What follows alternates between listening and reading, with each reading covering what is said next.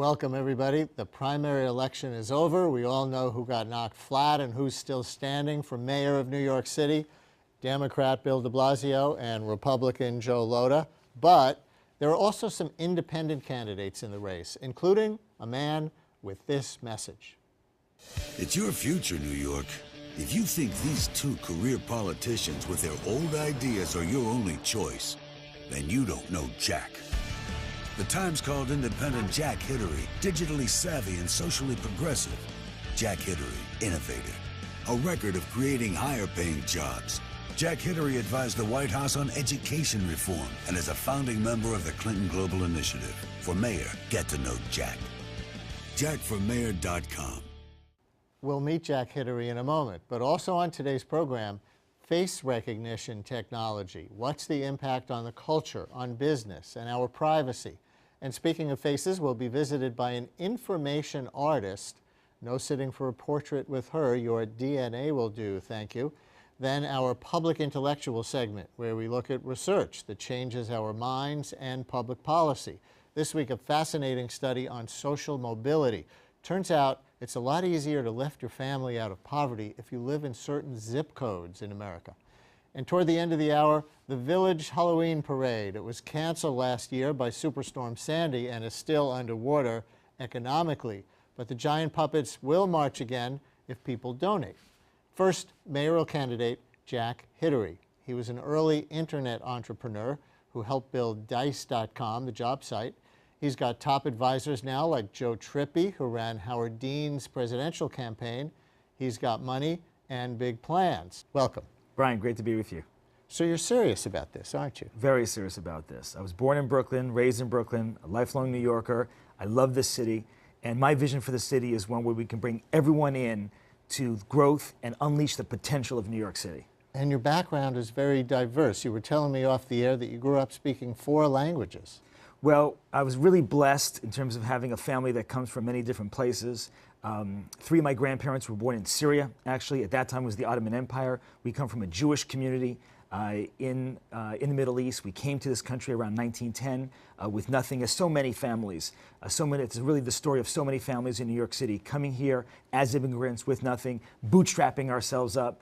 And so I was blessed to be born into a family of small businesses. My dad has a small business, my uncles do, my mom does. The price of admission to dinner table was having a small business. So I learned early on about the value there. And you had a grandmother from Colombia, did you say? Well, actually, my mom grew up in Barranquilla. Oh, your mom? Yeah, my mom grew up in Barranquilla and then Bogota, Colombia. And so we had a lot of Latin culture also. We had arroz con pollo growing up, as well as the Middle Eastern food like mahshi and yebra, as well as, of course, the Jewish food as well. So you grew up with Arabic, Hebrew, yeah. English, and Spanish. And Spanish, yeah. And then later on in life, I've been studying some Mandarin now as well, which is a fascinating language. Who's your constituency? Who's your base? Where does this campaign start in terms of the electorate? Well, what's great is I've been all around 5 boroughs right now, and I'm really running on the basis of being for the 5 boroughs, being somebody from the outer portion of an outer borough, growing up in Coney Island, being born in Brownsville, an area that has not seen some of the growth that you've seen, say, in Manhattan and downtown Brooklyn. We really have to focus on unleashing the potential of all of New York, and that's one of the key reasons why I'm running. Are you self-financing? Are you that kind of rich entrepreneur? Well, I've put up some of my own money into this campaign, but also we wanted to demonstrate that we have support across all 5 boroughs. So we have over 1,300 contributors and donors to the campaign across all 5 boroughs, and even folks from around the country who said, you know what, we want someone like Jack in office as mayor. Let's help Jack get elected. You worked for the Obama campaign, didn't you? Yes, in 2008, I was in the field. I was out there in Pennsylvania and Florida, 2 of the key battleground states for Obama, for the president, and I was out there helping the president make the case to get elected for the first time. You know, Obama endorsed Bill de Blasio this week. Well, again, naturally, along party lines, one of the reasons I'm running as an independent is really to be free of machine politics, to be free of party politics. Other candidates may get politicians as endorsers, and that's fine. I'm looking for the people to endorse me. That's really what counts, ultimately, is what do the voters say? So since Bill de Blasio has such a huge lead in the polls so far, why not Bill de Blasio? Why would you be better than him?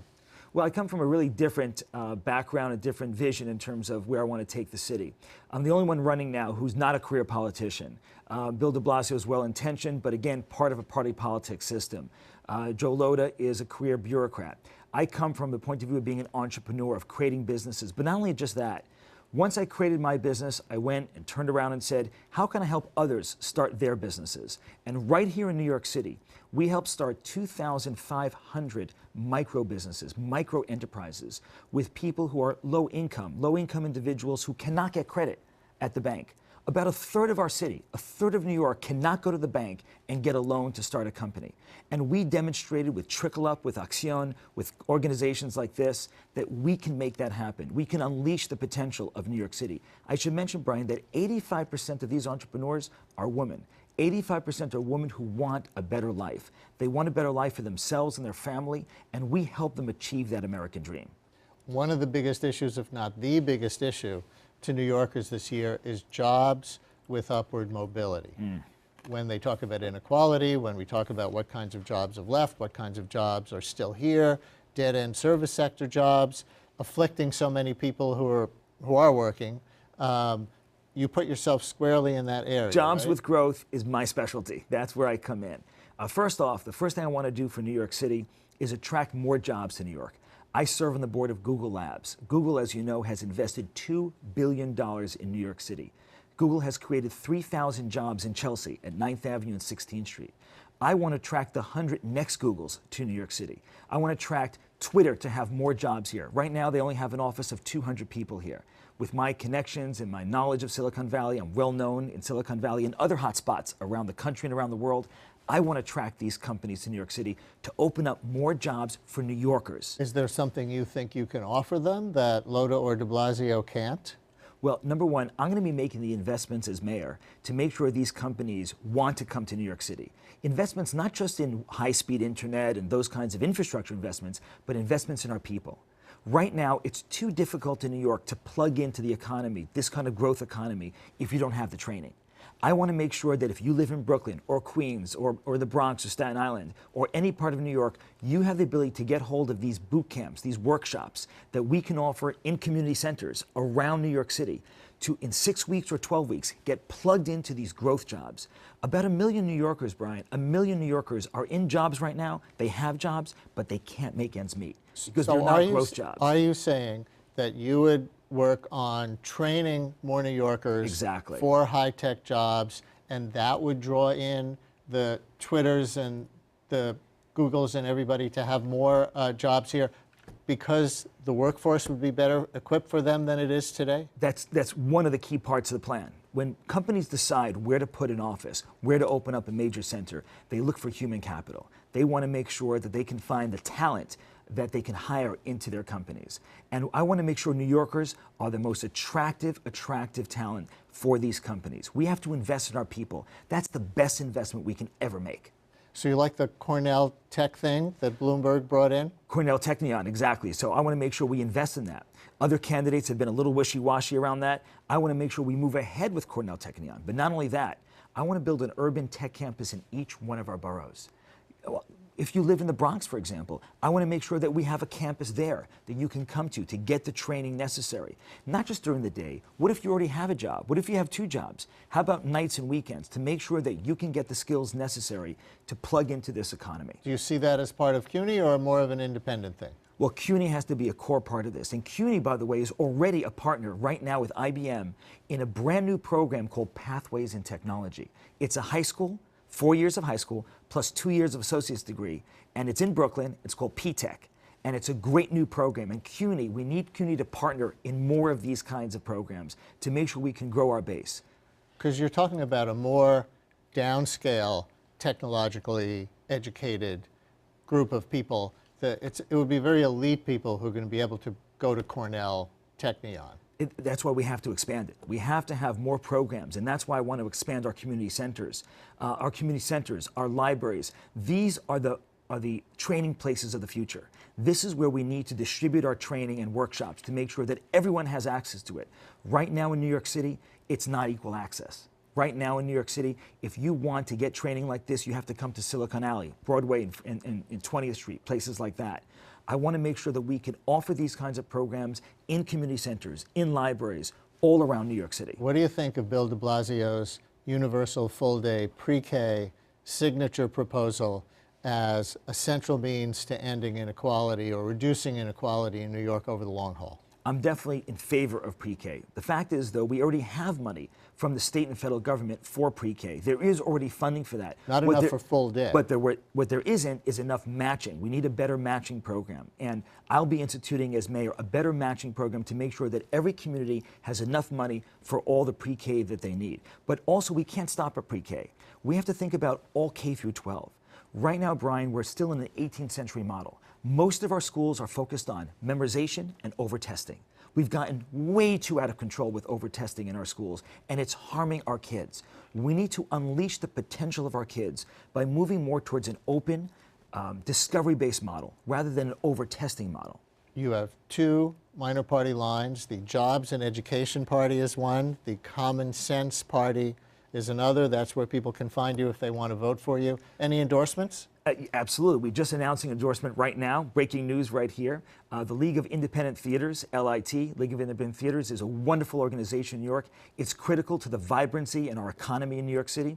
These are all the off-Broadway theaters, off-Broadway, all the theaters that you see out there that attract so many people to New York, the kind of theater that really bursts at the seams, that enhances the creative potential and culture of New York City. We are the #1 creative capital in the world. I want to make sure we keep it that way. I'll be investing in arts and make sure that arts are a critical component, not only of our K through 12 schools, but of the vibrancy of our economy. And where are you on the airwaves and other media? If you're going to break through Carry On and Loda and de Blasio, you've got to saturate the city with Jack Hidary this, Jack Hidary that. I don't see it yet. Well, once I'm on Brian Lehrer TV, then it's done. Right. It's out there. You may need to go a little beyond that.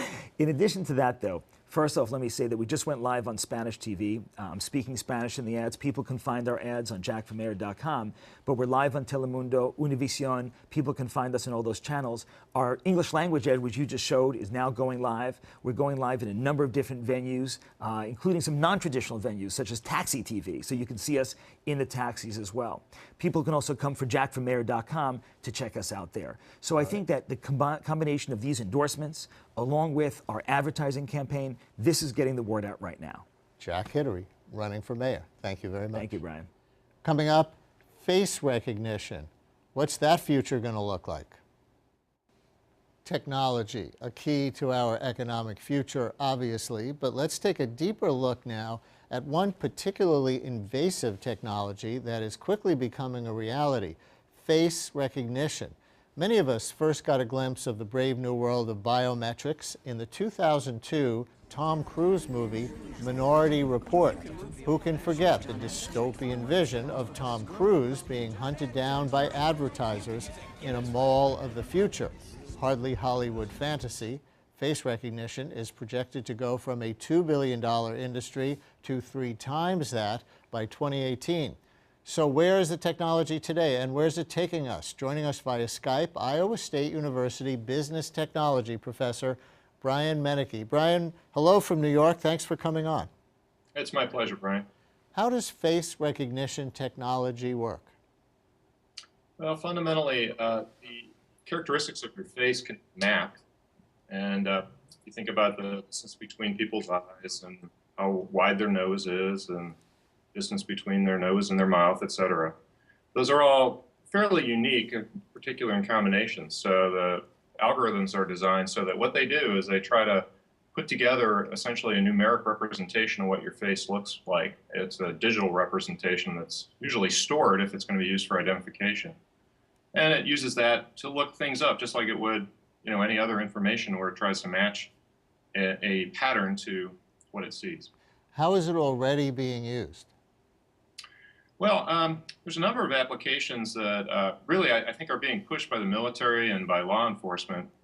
If you go out and do a search for facial recognition, some of the first responses that you'll see are typically people going on about different applications that the Department of Homeland Security or Border Control and what have you are working on with this. Certainly the military is interested in it. There's been some contracts lately that are designed to facilitate research on things like drones with facial recognition cameras and what have you. Most of that, of course, is for overseas surveillance, but people do fear that it could come to the homeland as well. So in those cases, they would have a database of the facial images of people who are considered suspects, for example, and then the drones or whatever would try to match before certain things happen, like firing a drone? Exactly. This is all premised if you're going to do identification, which is just one application associated with using your face for sort of interrogation. But yeah, you'd have a database that would have information captured on it, and typically that's done by using photographs. It works best if they can produce a 3D representation. That means that you have a frontal view, perhaps a side view, or some oblique angle. And the idea is then it can map that to 3 dimensions and produce a pretty accurate 3D digital representation. In fact, we liken it to an avatar. The difference is that normally we think of an avatar as something we control. In this case, it's out there as something that's in a database somewhere that somebody's using to identify you. So how do businesses want to use face recognition? Well, fundamentally, I think businesses are really interested in trying to reproduce what they can easily do online in retail stores and in other contexts. And what I mean by that is simply that if you think about going to a website like Amazon, or for that matter, a number of other sites, it's always interesting how when you start surfing around at other locations, you start seeing the same things you searched for on those sites like Amazon showing up elsewhere. And so what they're doing is tracking what you're looking at, what you're clicking on, et cetera, and then they're advertising that to you in other venues. Retailers would like to do things like that. They'd like to capture information about who's coming into their store, where they're looking, what they're doing, and whether they're buying, of course. So they would do that by photographing our faces, and then the next time you entered the store, a camera would see that it was you, whether or not you bought anything there before. I don't quite get it yet. Yeah, I think that's a bit farther off, and most of the issues that raises certainly are going to prevent it from being a viable option, I think, certainly in North America and certainly in Europe. You would want people to opt in for that type of detail, but essentially right now what some of the applications are designed to do is essentially anonymously figure out what type of person you are, so for segmentation purposes. So you might come into a store and they'd want to know whether or not you're male, female, older, younger, etc. And the idea is that they can categorize people then, of course, for marketing purposes. And one of the other applications is for digital signage. The fact is most of us ignore signs when we see them if they're not relevant to us. And so vendors are trying to increase the likelihood that you'll attend to what's on the sign. And to do that, they're going to put pictures on the sign that are more attractive to a given segment of the community. So they figure out who you are generally, and then they pitch the ad to you in an appropriate manner. You have this term, marketing avatar. What's that? Well, again, that's essentially the idea that there's a database out there that contains biometric and really a digital representation of your body. And one of the premises of this is that we're talking about facial recognition, but it also includes other things such as your gait, in other words, how you move. And there's a concept called soft biometrics, which simply is what you're wearing and whether you have a beard or not. Some of those are changeable, so they're called soft for that reason. But the basic idea is that that digital representation is captured, much like an avatar has a digital representation of you. But essentially there is no control available on the user side in this case. So for people who are, you say no control on the user side in this case, so for people who are getting creeped out by watching this and imagining what this future is, would there be requirements in place that we give our permission before they use these kinds of marketing avatars or just facial recognition programs? Yeah, I think essentially what you'd want to probably encourage in retail is for opt-in sorts of arrangements if you're going to have actual identification of individuals. Again, if you think about this on a scale, the most detailed would be where a system can identify you uniquely. At a general level, it would simply be that maybe facial identification in a broad sense. Is this a person? What are they looking at? And what have you. For that more detailed view, though, certainly what we'd expect retailers to be doing, and most of this would be because they otherwise would be presumably threatened with regulatory, perhaps even lawsuits, would be that the consumers opt in. And in fact, most of the vendors of these types of technologies are apparently fearful of that. For example, Google essentially restricted the development of facial recognition on Google Glass this summer. And that's a number of reasons for that probably, but chief among them would be fear that people are going to complain or going to sue them, or the government's going to come in with regulation, et cetera. Of course, we're already tagging our photos, using iPhoto, all these programs that upload images of ourselves all over the internet as it is. So are people unwittingly contributing to a consumer photo database that the marketers will be able to use? Of course. And Facebook, for example, purchased a product called Face.com. Google had purchased about a year and a half ago a product called PitPat. These companies are facial recognition companies, and it's pretty clear that they're interested in using facial recognition in one fashion or another. Facebook in particular has a product called Tag Suggest, and many viewers have probably used that.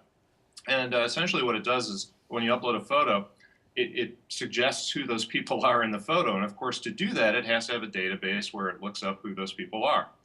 Where did they get that information? Well, those users who have a profile told Facebook who they are, and in particular, when they put photos up there, they also told them who they are. So they get a very rich source of information based on photography of who their users are. And then they turn around and use that to identify other photos that are loaded. So yeah, people are doing this all the time. And we anticipate that there will be applications where people will want to opt in. So for example, walking into a retail establishment, not having to have your membership card and what have you, just being able to be sort of swiped in by walking through the door is certainly something that I think a lot of people might find convenient in the right context. Does this make identity theft easier or harder? Well, I think it's going to create a number of problems with privacy. It's harder to imagine how identity theft is going to come about in particular, but certainly the problem is that if you can be identified in a crowd, that creates issues where people might use this in a nefarious way. So, for example, just the very simple idea that, oh, this person's here, we know that they're not someplace else, where, for example, we might, go to their house and abscond with their materials and what have you. So, I think there's a lot of potential for privacy invasion. I mean, the fact is we generally give up some of our privacy, a lot of our privacy really, when we go into public. But it's one thing to just be out in public and have people looking at you. It's another thing to have them taking pictures of you. And in that context, there's certainly a lot of concern that when those pictures are being taken in a sort of a clandestine manner, that that it's sort of unfair. And I certainly look at it that way. And so the result is that I think the average user, average person out in public is not going to like to have people taking pictures of them and using it to identify who they are. And there you have a glimpse into the face recognition marketing avatar future. Thank you very much for joining us. That was fascinating. Our faces are not the only things that identify us. Each and every day we leave a bit of our physical selves behind. An eyelash here, a cigarette butt there, bits and pieces of DNA that can be used to uniquely match us to personal data about ourselves. Information artist Heather Dewey-Hagborg has been exploring just how much we can learn from a single strand of human hair, and what she achieved might amaze you. Welcome to our program. Thank you for coming on. And I think people can already see what's on the table with us, but before we take a closer look, what is an information artist? What does that mean? What that means is essentially, I don't work in any particular medium. What connects the various projects I work on is this kind of idea of information. It's a kind of conceptual art approach that's updated for the information age. So who are our friends here? These are derived from a piece of chewing gum and a cigarette butt, both of which I found in my neighborhood of Bushwick, Brooklyn. Derived from? Derived from, as in I collected those. Oh, why don't you hold up one at artifacts? a time? I think we'll get a better view Sure. for our viewers. I don't know. Yeah, hold toward me or like that. So I collect, in this Maybe case. angle it down just a little bit. That's good. In this case, I collect a cigarette butt extract DNA from it and then attempt to analyze as much as I can about what this person might look like. And through the DNA, you analyze what their face might look like, and then you make a sculpture. Exactly. I think I know that guy. A lot of people think they know this guy. So, yeah, so. And so what does that communicate as a work of art? Does it communicate beauty? Does it communicate danger? Does it relate back to our previous conversation about face recognition technology and privacy issues? Yeah, I think both those things. I mean, I think this is, in a way, a new way of thinking about the portrait. So there is kind of this art historical aspect to it. But mainly for me, this is about bringing forth the face as an index to these larger issues. So this is a face, yes, I might be able to infer certain things about what you might look like, but what does that say about all the other things that aren't the face, right? So things like propensities for certain diseases and all the other things that we read into DNA. Do you know whose chewing gum or cigarette butt you were working from, and did you get their permission to recreate their face? No, these are totally anonymous samples. So one of the things that's important to me here is that there's kind of this borderline that I don't want to cross of getting too creepy. And so I think the anonymity is really important, and just trying to provoke a conversation about it. And so the question that I posed in the introduction, what can we learn from a single human hair? It's just this, that the single human hair also has enough DNA in it that you could reconstruct much about a person's physical appearance, at least. Physical appearance, I would say there's a ton we can learn from a hair. So assuming that the sample that you're collecting is of decent integrity, so it hasn't been sitting around for too long, it fell out of the head fairly recently, and you can extract DNA from that hair. You can identify this person, so you could compare it against a DNA fingerprint. You can analyze their aspects of their health, their ancestry, various kinds of traits and characteristics. You can infer things that some people don't realize are being researched right now, like surname inference. So, for example, you can tell from DNA with some degree of probability what someone's last name might be, or their country of origin. And beyond that, also, you can store this DNA. So it's not just about what we know today, it's about what we'll know 10 years in the future. So how do you display these works of art? I usually display them both online and then in a gallery, so I'll hang them on the wall and display them along with photographic documentation of where I found the sample and kind of an explanation of the information I've derived from the sample. So the kinds of information you were just discussing, like what their surname might be, or nationality, or disease profile? I've tried to just carve out the area that relates to facial appearance. So again, I'm kind of pointing towards the fact this is becoming possible without doing those kinds of less anonymous things myself. So I'll point towards this person's ancestry, their eye color, tendency to be overweight or not, complexion, gender, things of that nature. You work on this project through a community biolab called GenLab, is that right? GenSpace. GenSpace, yes. Which is? So GenSpace is a community laboratory where anyone, any citizen can come, not any citizen, anyone, they don't have to be a citizen, anyone can come and take a class and learn the basics of biotechnology. If they have a project they're working on, they can submit it, they can apply to be a member of GenSpace and then come and work on their own using the equipment and some of the chemicals that they have there. To do what? For most of the people who go through that process, are they artists like yourself, or are they doing it for other purposes? All kinds of different people. I mean, part of what I think I love about GenSpace is it brings so many different kinds of people together. So you'll have artists who are playing music to bacteria.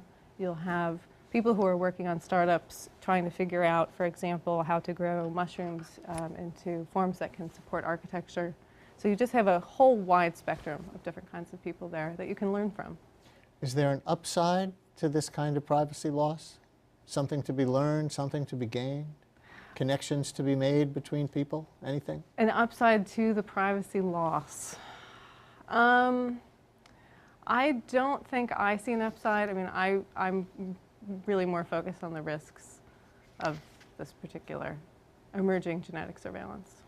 Can we learn the same things via any kind of genetic material, or are some things better for certain kinds of information? In general, I would say it's the same. So if it's a hair or saliva, it should be the same DNA. I mean, there's some research recently. There was actually a really interesting article in the New York Times last week about kind of mosaic DNA and how many of us have different kinds of genomes floating around in us. So there is that possibility. But for the most part, you can assume that it's going to be the same. Tell us about PRISM breakup. What is that? Oh, I'm so glad you brought that up. Yeah, so this is an event I'm organizing with some great collaborators at IBEAM, which is an art and technology center in Chelsea neighborhood. And it will be the first weekend in October. And it consists of both an art exhibit where we're showcasing artists who are doing work that's probing surveillance issues, as well as hands-on workshops and talks addressing the questions that have come up with Snowden's revelations. Snowden's revelations, which include this NSA program called PRISM, Exactly. where they monitor what people do online and collect metadata around that. Exactly, yeah. So we're kind of probing, if I want to send a question, if I want to send a message to you securely, how can I do that, you know, given these new revelations? Did doing this project change your views about things or even your personal behavior? Yes. So working on this project has made me very aware, very conscious of the DNA that I'm leaving behind. And so I guess I would say it's not so much that I've become paranoid about it as that I've become really curious about it. I'm curious about sort of probing the cultural authority that we invest in DNA. Fascinating. Art meets issues, meets our internal lives and basic selves. Thank you very much. Thank you. Time now for Public Intellectual, where we feature research with the power to change our thinking and public policy. Today, a groundbreaking new study that looks at your zip code and calculates your children's odds of rising to a higher tax bracket, including perhaps lifting themselves out of poverty. It's every parent's dream, right, that their kids do them one better, but it turns out that where you live could be the strongest predictor of what your children will earn. Study co-author Nathaniel Hendren, professor of economics at Harvard, joins us via Skype from Boston. Welcome. Hello from New York. Thanks for having me, Brian. What question did you set out to answer, essentially, with this study? Sure. So we engaged the study really to study the impact of tax policies like the Earned Income Tax Credit on their ability to help kids rise out of poverty. And in order to do that, we looked at the variation across the United States to try to understand what intergenerational mobility looked like across the U.S. And as you were saying, what we really found along the way surprised us. There's just tremendous variation in the extent to which people rise out of poverty across the U.S. Based on zip code, why? So yeah, it's based on where kids grew up, and I think why exactly there's this variation across the U.S. is something that I think we have to explore in future work. But we did examine several correlations with these patterns, and we found that areas that had lower degrees of economic and racial segregation and lower amounts of income inequality had higher rates of upward mobility. We found that areas that had a higher quality school system had higher rates of upward mobility. Found areas that had a stronger family structure, so the fraction of people born to two-parent households had higher rates of upward mobility, and finally areas that had stronger social ties and measures of civic engagement tended to have higher rates of upward mobility. I want to put up on our screen a map that was part of the paper that accompanied your study, so our viewers can see some of this geography. Now, the deeper the red, folks, the harder it is to move from the lower fifth or the lowest fifth of income to the highest fifth of income in the next generation. So we see the Southeast is particularly difficult in this respect. The Chicago and parts of Michigan area, very, very difficult.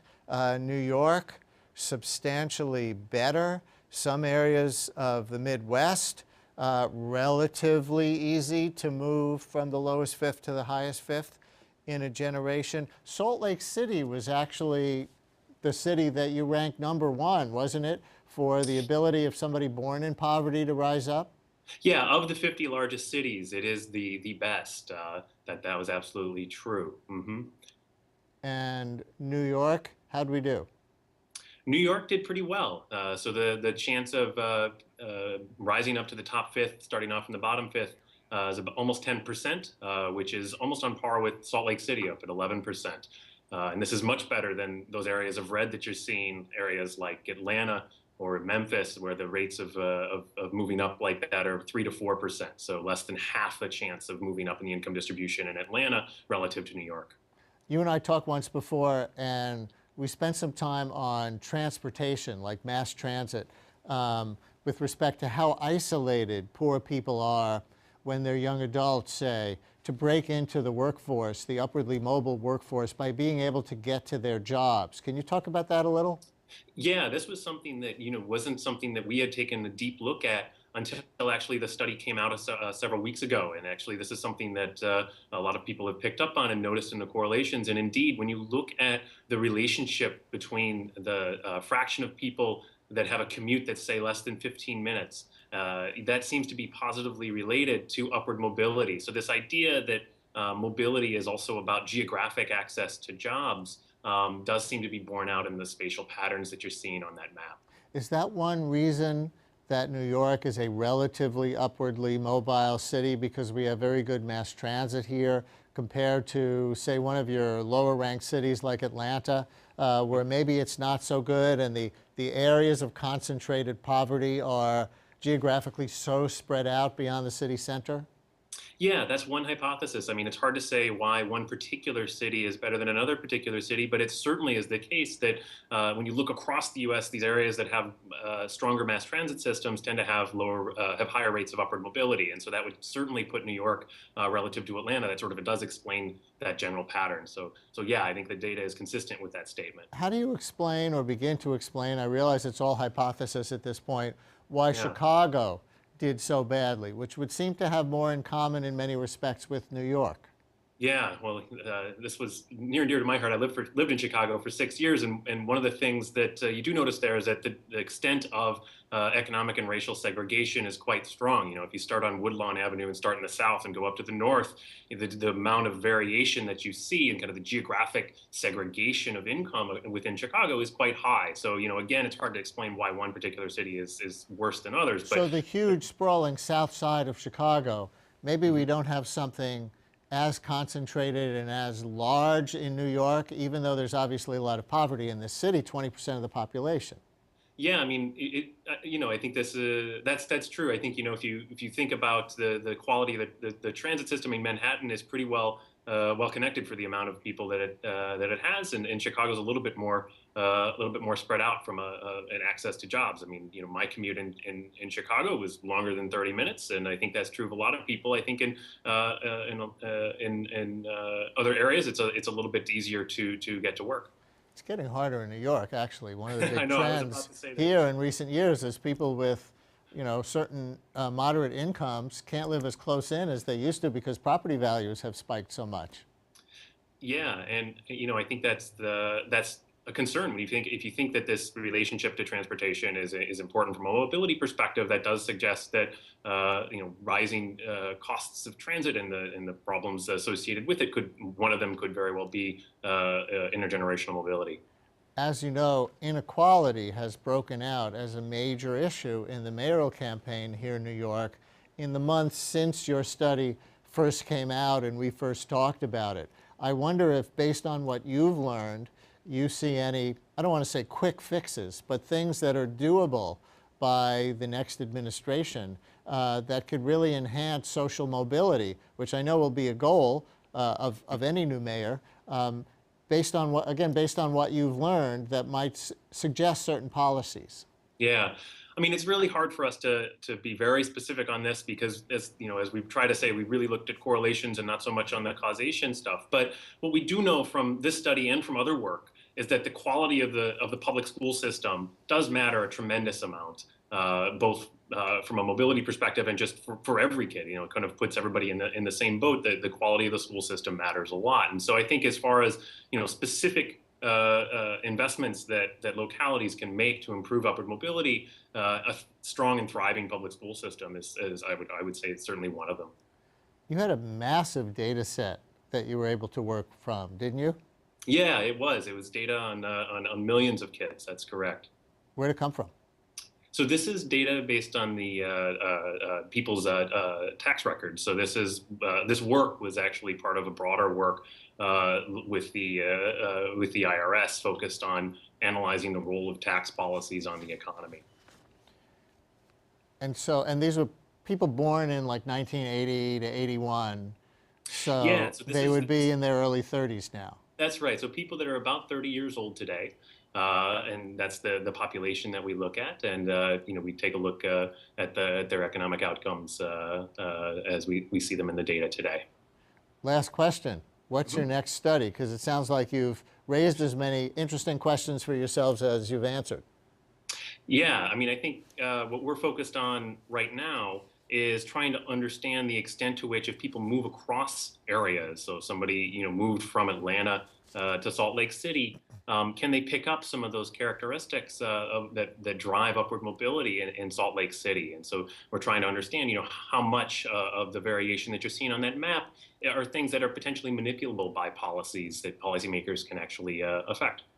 Oh, this data set is public, by the way? People can actually look this up, am I right? The data that you're seeing on the map is completely public, yeah. So this is all statistical averages, like I said before, based on people that are born in 1980. And so all this is available on our website. And if people want to take a look at these statistics, they're more than welcome to visit the website and download the data. Well, I think in today's New York and today's America, this is one of the most important threads to follow in research. Thank you very much for joining us. Thanks for having me, Brian. Last year, the 40th New York City Greenwich Village Halloween Parade was all ready to roll with puppets, dancers, and thousands in costume. Then Sandy roared in. The parade was canceled. Now organizers need to get to the $50,000 fundraising mark to get this mile-long fantasy back on the streets by this Halloween, so we can see something like this again.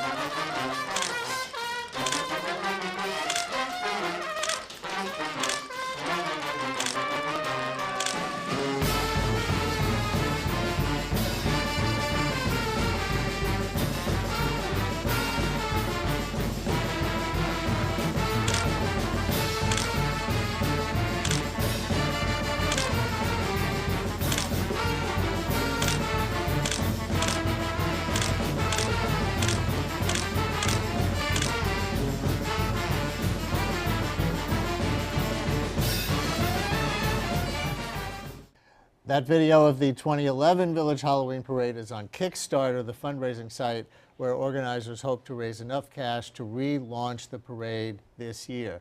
Why give money to a Halloween parade? How important is it to participants, spectators, the city?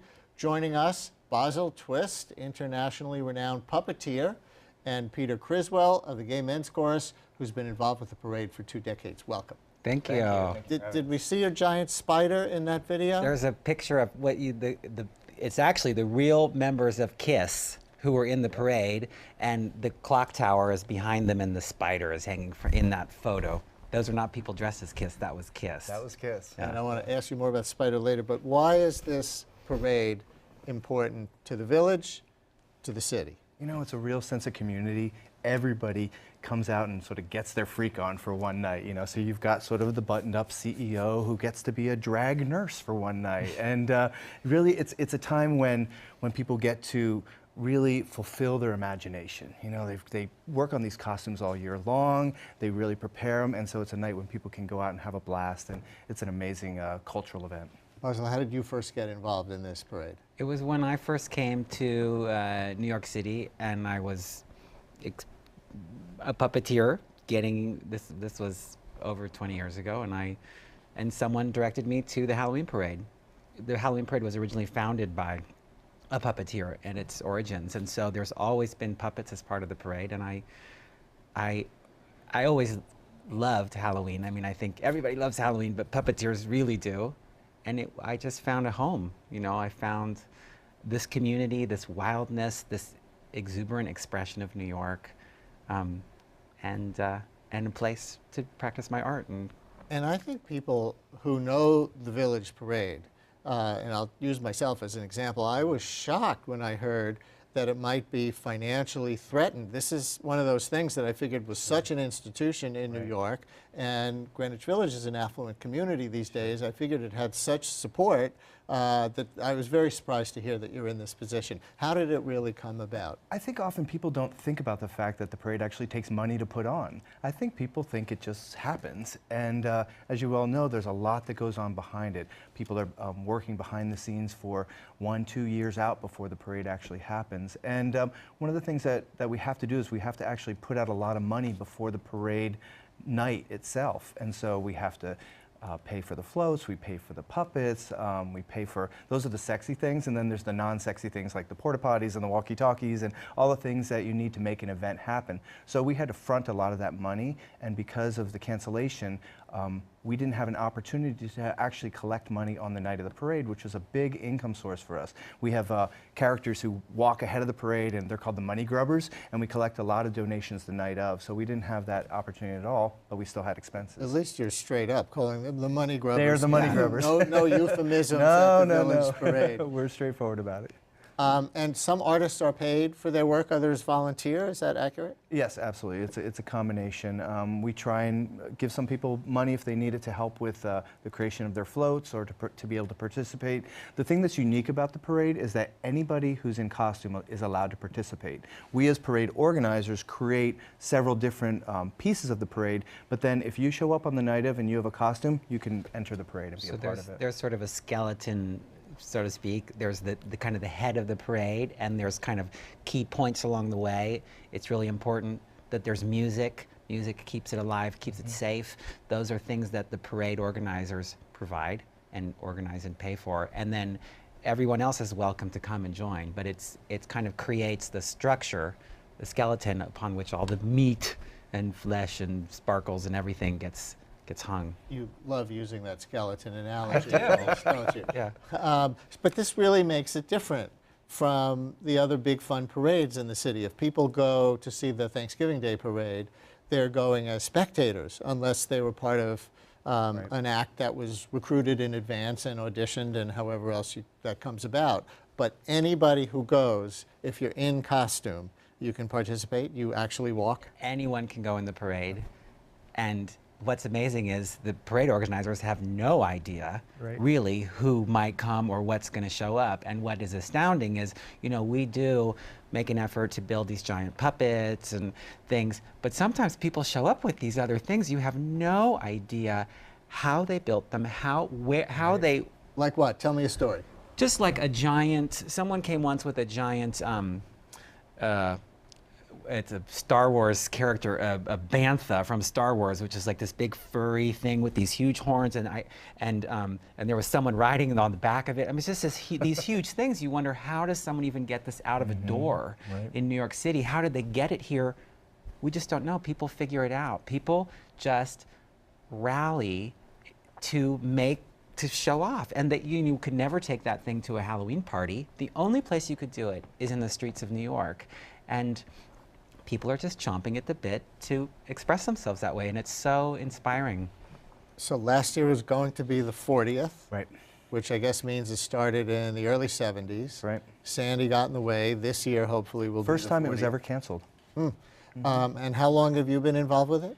26 years at this point. So have you seen it change to reflect the times? I mean, I realize Halloween is Halloween, but you know, people probably reflect how it's 1981 or 1996 or 2013. Yeah, I think the thing that's always so interesting is that the people's costumes reflect what's going on in the world around. So if there's something political happening, if there's some really crazy thing that just came out on YouTube, you'll see it reflected in people's costumes. And every year, sort of behind the scenes, we're like, okay, what's it going to be this year? Is it going to be 100 Sarah Palins, or is it going to be Miley Cyrus, or is it going to be what's it going to be? You know, so we've seen that a lot of times. That you know, all of a sudden there'll be a theme, and you keep seeing them and seeing them. Like, okay, clearly this is the theme this year. So. The year Michael Jackson passed away, there were so many groups of people performing the entire number of Thriller. Masses of them, again and again and again, coming down 6th Avenue. Performing them, not just dressing up as Michael Jackson. No, doing the choreography and everything. They've gone someplace, they've rehearsed it, who knows where, and they show up and do it. Makeup, it's amazing. So how do you figure out, if you have all these performing artists and groups of performing artists, who goes where? Because you don't want them all singing and dancing at the same time right in front of each other, because it'll be a cacophony. Yeah, we actually ask people to email us and ask us where, you know, if they're going to be in a special type group like that, we ask them to tell us, and then we kind of organize it behind the scenes and make sure that we don't have two things that are too similar or close to each other, or two bands that are going to be conflicting with each other. So we try and spread it out, and it usually works. Sometimes we'll get sort of a mass of something together. Assuming it goes on, are you expecting anything in particular for 2013? A lot of Anthony Wieners, I don't know, whatever? Oh, that's a possibility. I think there's going to be a lot of Miley Cyrus. I actually do. Yeah, I think there's going to be a lot of that foam finger thing, you know. Tell us more about how your spider works. Well, so the very original parade was a small event that used to go through the village, and there were lots of kind of puppets and effects that were hung on houses and stuff, and there weren't really, everyone was a participant. People weren't watching on the sidelines. People just walked through the parade, and you would see different things, and one of the things that there was on the Jefferson Market Library, which is a beautiful building in Greenwich Village. There's a clock tower, and there was a spider on the tower. But when the parade got so big and it moved to 6th Avenue, and there was a little bit more of a division between the people who were in the parade and the people who were watching, those things fell away. And I got involved in the parade in 23 years ago. And I heard about this spider and these things, and I thought, God, that'd be so cool to have that spider again. So I built one. I made it with some kids in the Elizabeth Irwin High School in the village, and we found some styrofoam trash, and we made the spider. And now it's been doing this for almost 14 years, that it climbs up and down the Jefferson Market Library clock tower. And this is no itsy bitsy spider. No, it's about as big as probably like a minivan. Whoa. It's like 12 feet across.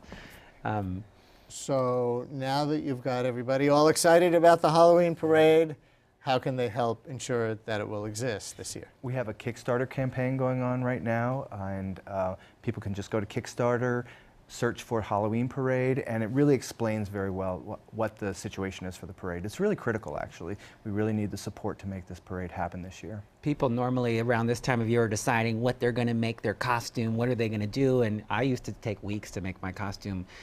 But more this year, we actually need to make the parade happen. It's not going to just work to make your costume and try and come to a parade. We actually all, if you love the parade, we need to come together. We need to make this parade happen. Aren't there any big money, deep-pocketed folks who are like, hey, I'm just going to write a check here and we haven't save the found Halloween that parade. deep pocket yet, but you know, we're asking, so yeah. Is Michael Bloomberg a fan of the Halloween parade? No, I don't know that. I don't know. People can give $1 or whatever, right? $1, $20, $50, $100, $1,000, $10,000. That's right.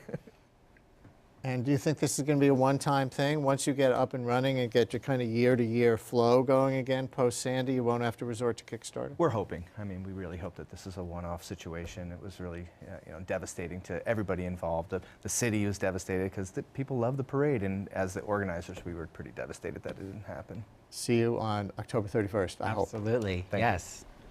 And that's our program for today. We premiere a new show every Wednesday evening at 7:30, and tune into my radio program 10 a.m. till noon weekdays on WNYC 93.9 FM and AM 820. Tomorrow, as part of our exploration of 30 issues in 30 days prior to the election, our focus will be on Bill de Blasio's signature proposal, universal full-day pre-K. I'm Brian Lehrer. Thanks a lot for watching.